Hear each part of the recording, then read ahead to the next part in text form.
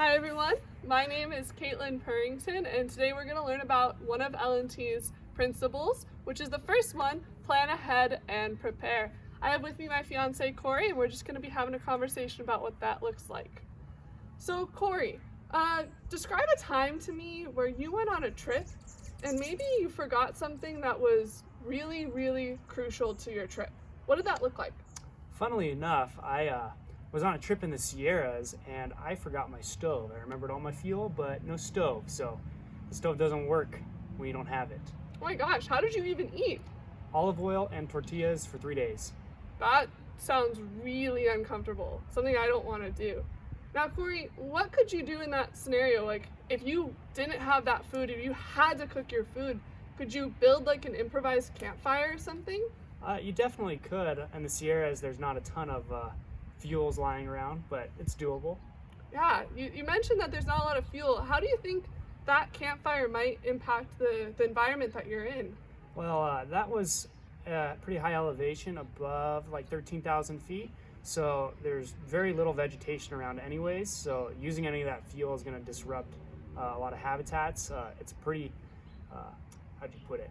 It takes a long time for things to grow that high in elevation. So using any of that just for a small campfire for a meal, pretty destructive to everything around you, which is why we elected to eat olive oil and tortillas.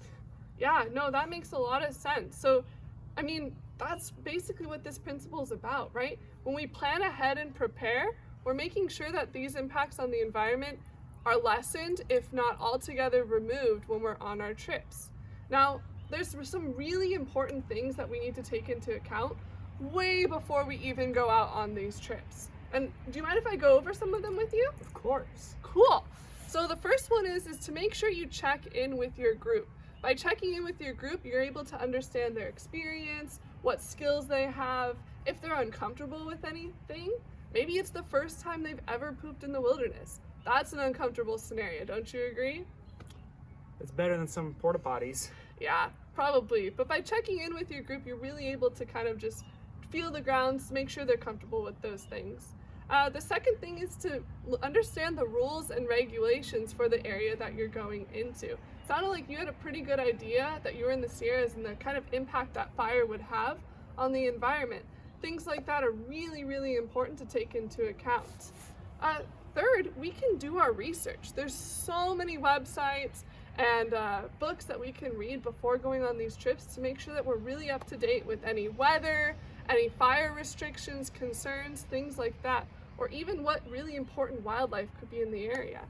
And last, we can pack accordingly. We know where we're going, we know what the environment's gonna look like there, so we gotta make sure that we bring the proper gear, or maybe leave some gear at home that we wouldn't need.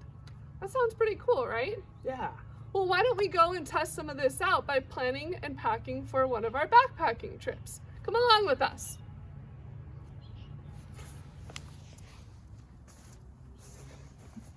Hi everyone, it's Caitlin and I'm here with my friend. Bushcraft Bob. It's Bushcraft Bob's very first backpacking trip coming up this weekend. And so I thought it'd be a really good idea to kind of pack with him to see what he's planning on bringing before our trip, to make sure that he's prepared and ready to go. All right, so Bushcraft Bob, let's talk a little bit about shelter first. Oh, my favorite thing to talk about. Yeah, so what are you planning on bringing for your shelter? So, because I am a master in the bushcraft arts, this is going to be my shelter for our trip. Now, Bushcraft Bob, that doesn't necessarily look like a shelter. How are you supposed to sleep in that? What I'm planning to do is chop down a bunch of live young saplings and use my bushcrafting skills to build a shelter. You know, oftentimes in the wilderness, when I go out on backpacking trips and hiking trips, I see a lot of those shelters that some people have made, and all around it, all the trees have limbs broken off, and it kind of just looks a little bit disheveled, and there's not as many birds around because there's no branches for them to look on. Do you think maybe that's a great idea? Maybe not now. I don't like to make the birds fly away. Yeah, I mean, when we remove branches and things like that, we're removing a lot of habitat for the animals, right? Or maybe there's even nests that could be in those branches. We really just want to keep it nice, and that way someone who comes along can see the nature and the beauty as well. So what would you think I should take instead of my bushcrafting tools? You know, Bushcraft Bob, I'm so glad you asked because I have actually two options for you. Oh. You see, first things here is I have a tent. Super simple to bring along. It doesn't even weigh that much. It has poles you can set up as well. Really great option. Option number two is you can bring a bivvy if you're really into lightweight stuff. It's a really great way to minimize your impact on the environment and prevent chopping down of any trees, whether they're live or dead. Sound good? Learned something new. Here. Awesome. We're good on shelter. Let's move on to the next thing. Food for Bushcraft Bob. Sounds good. All right, Bushcraft Bob, now that we've talked a little bit about our shelter and learned more about that, let's talk about our food. Show me what you brought for the food. Oh, so Bushcraft Bob, for what I brought for breakfast is cream of mushroom soup. Okay, interesting choice. For lunch, I have some tortillas and olive oil, my favorite, personal favorite. And for dinner, I have chicken corn chowder with bacon.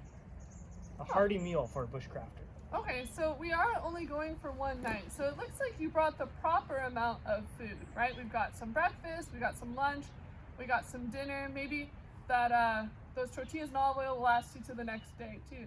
But do you mind if I give you some suggestions? Sure, of course. Yeah, okay, well, we have this canned food here, right? We have a lot of this canned food, and I do see that you brought a stove to cook it on, right? Yeah. Yeah, well, that's really good. Stoves are really important. They help keep us from making improvised campfires that could add even more detriment to the forest or wilderness that we're in. So I really like that stove idea. But these cans here, you know, after we cook them, these become really hard to carry, right?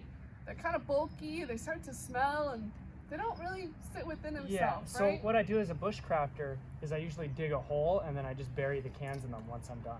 You know, burying food is never a good idea. When we bury food, it can attract animals, it can get them used to people, and it can really just hurt the environment together. I have a better idea for you, if you don't mind me sharing. Of course. Yeah, so maybe instead of using these canned foods, and we don't just leave cans out there, right? We could use something like these dehydrated meals. These dehydrated meals, they come in a Ziploc bag, so they're easy to put your trash in it, easy to seal up again. But if you're feeling extra LNT, another way that we can limit our impact even more is by repackaging our food. Using something like a Ziploc, so now we're limiting the amount of trash that we have for our food and snacks. Or we can do one better too and use something like a reusable Ziploc bag to hold all of our food. Pretty cool, right? Yeah. Yeah, so that limits the amount of waste that not only we have to carry in, but also carry out, and we're not overwhelming the ecosystem with a lot of trash. So why don't I give you some of this stuff for your food, and I'll take that. Looking good, Bob. How's it taste? Good, huh? All right, Bushcraft Bob, we've talked about shelter, we've talked about food. Let's move on to kind of clothing and warmth. I see you've got some really good staple pieces here. You've got some gloves to keep your hands warm. It's not going to get too cold, but it's always a good idea to bring extra layers because you never know what could happen, right? You've got a nice jacket here. That's keep you nice and warm. I see some socks. All looks pretty good. But you know, I was looking in the trip report, and one of the days that we're going to be out has a 40% chance of rain.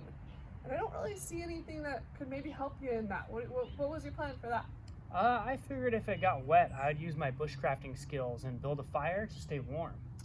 Oh, you know, that I've seen that a lot. And in the wilderness, sometimes when people get cold or uncomfortable, they build fires. But is that a really necessary thing?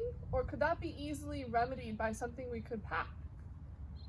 A rain jacket, maybe? Yeah, totally. Wow. Good Never job. thought about that. Yeah, so by packing a rain jacket, even if it's only a 40% chance, that's still pretty high, right? This prevents us from having to build improvised shelter or even improvised fire in order to keep warm. And it prevents us from even going hypothermic if we're in a colder environment too. I wish they taught me that in bushcrafting school. Hey, no Wow. worries. You've got some really good stuff here, but I'll add this to your pack for you. Thank you. You're welcome. All right, so it looks like we've got basically everything covered. We've got our food, we've got our shelter, we've gone over our clothing. I even see that you have a nice sleeping bag and a sleeping pad to protect yourself when it gets a little cold or for sleeping. Let's kind of see some of the other things you have here. Oh, it looks like you've got a nice insulating layer for keeping warm. I really like that. And you've got some trekking poles. Have you ever used these before? Yeah, Yeah? at Walmart. At Walmart. So Yeah, you've it tried helps them out. me get in and out of my shopping cart. Yeah. Well, these trekking poles are a really, really good thing to have. They not only help prevent injury, but in case of wilderness emergencies, you got a sprained ankle or something like that, these can be really useful for making splints or other things. So this is a really good multi-purpose tool to bring with you. Really like that you brought these, Bob. Hey, that way I don't have to chop down a tree branch. Exactly. Now you're thinking, LNT. I have some other things here that I'd like to kind of go over, maybe to help us with our planning. Sound good? Yeah. Okay, one of the things we really want to talk about is navigation. So using something like a GPS or even maps and compass, always making sure we know the trails we're going on. And even if we've been on that trail 1,000 times, it's always a good idea to bring something else just in case we get lost. That way search and rescue teams don't have to come and look for us and cause even more impact to the environment. So I'll go ahead and put this in my pack for us to bring. Another thing I'm going to bring with us is a first aid kit. It's always a good idea to be prepared for even the worst circumstances. So whether that be bug bites or nausea or even a trip and fall, it's a good idea to carry a first aid kit with you and to know what's in your first aid kit too. And last but not least, we're going to bring some water. I do know that there is a water source on this trail, but even carrying a little bit with us, in addition to a filter, can be a great way to make sure that we're not going to go dehydrated or anything like that. Sound good? Looks good. Did you learn some stuff, Bob? I think I did. Awesome. I can't wait to tell the other bushcrafters about this. You did great. I'm really glad you're here, and I'm really excited for our trip. Thanks everyone for watching.